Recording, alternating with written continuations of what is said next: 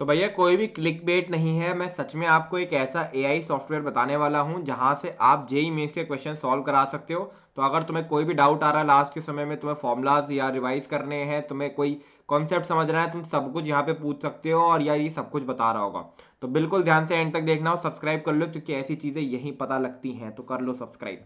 तो भैया क्या है ये, देखो मैं बात कर रहा हूँ चैट जीपीटी की। अब चैट जीपीटी है क्या, बेसिकली ये एक एआई सॉफ्टवेयर है जहां पर आप अपना कोई भी सवाल या कुछ भी डालोगे ना, तो वहां पर ये पूरा का पूरा आपको बता देता है, जितने भी सर्च रिजल्ट इसके पास है उसके हिसाब से। ठीक है, तो भैया मेरे को चुल मची थी, मैंने कहा जेई मेंस के क्वेश्चन सॉल्व कराते हैं इससे। अगर ये सॉल्व हो रहा है तो ये बच्चों के लिए बहुत बढ़िया चीज़ है। ठीक है, तो जैसे मैं यहाँ पर 3 तरीके के क्वेश्चन लेके आ गया हूँ। पहला तो यही फैक्ट बेस्ड है कि in the following pair the one with which both transition metals are colourless. ये तो आपको गूगल पे मिल जाएगा, ये ट्राई करके देखते हैं। तो ये बेसिकली एक फिजिक्स का न्यूमेरिकल है। अब मैं आपको दिखा देता हूँ है कैसा न्यूमेरिकल ये, देखो। The radius of curvature of a thin plano convex lens is 10 cm of a curved surface and a refractive index is 1.5. अब प्लेन सरफेस को अगर सिल्वर कर दिया गया तो भैया बताना है कि वो कॉन्केव लेंस जो बनेगा उसका क्या कहते हैं फोकल लेंथ कितना होगा। तो यहाँ पे ट्राई करके देखते हैं कि अगर हम इसको भेजते हैं तो क्या रिजल्ट निकलता है। The focal length of a thin plano convex lens can be found using the lens maker equation.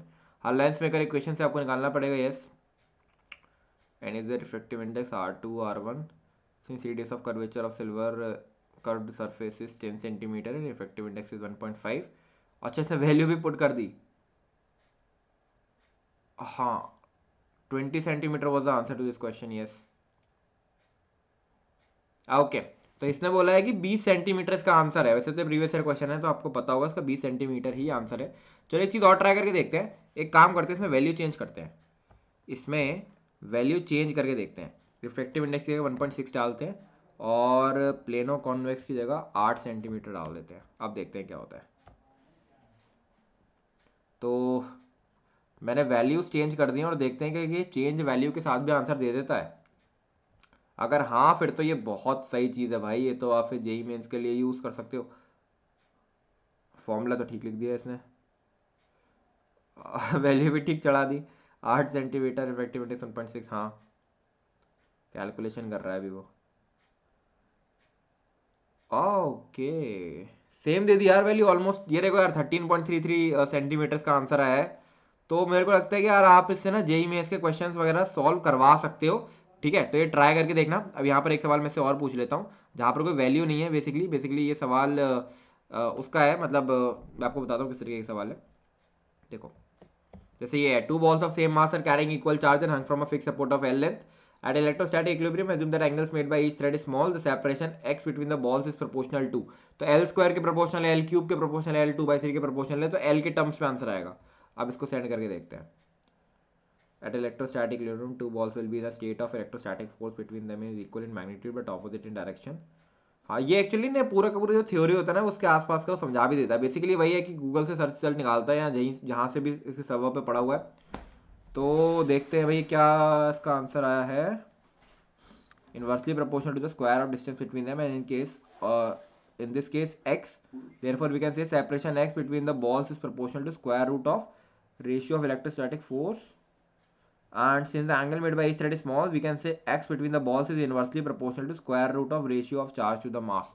Okay, तो आंसर इसने ऑलमोस्ट सेम दे दिया है, ऑलमोस्ट सेम दे दिया है। बस वही है कि बिल्कुल एग्जैक्ट नहीं बता पाया ये कि एल स्क्वायर के प्रोपोर्शनल होगा, एल क्यूब के होगा।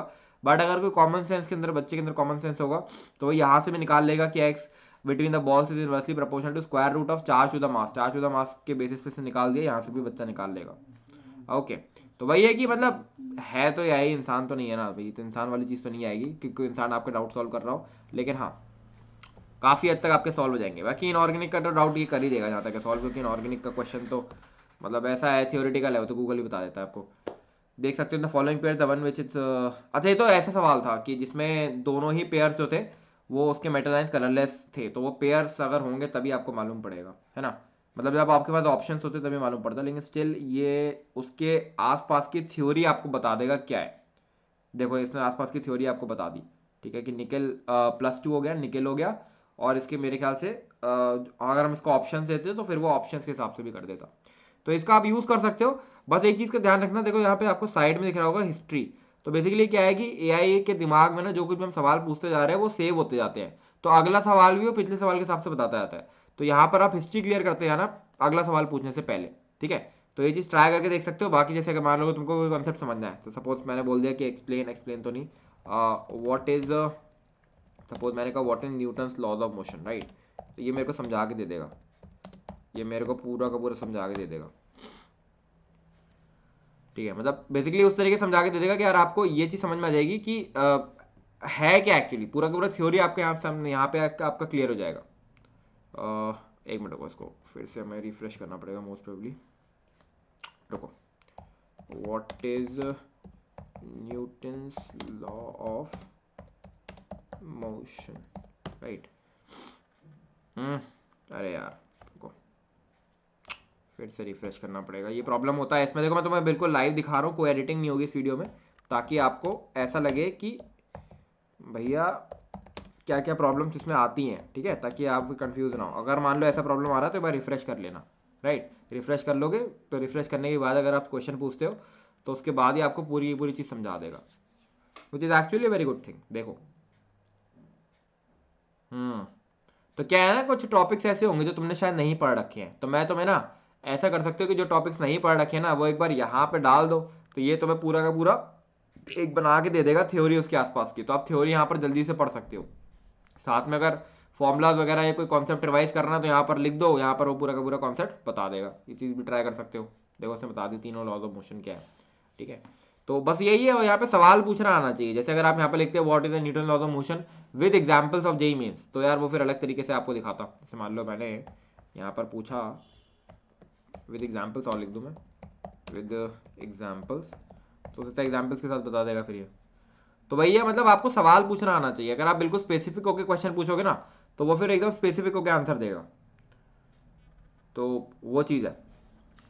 Continue to move unless acted upon is F F is the laws of inertia for example. देखो इसे एग्जांपल भी दे दिया, राइट। तो इस तरीके से आप समझ सकते हो।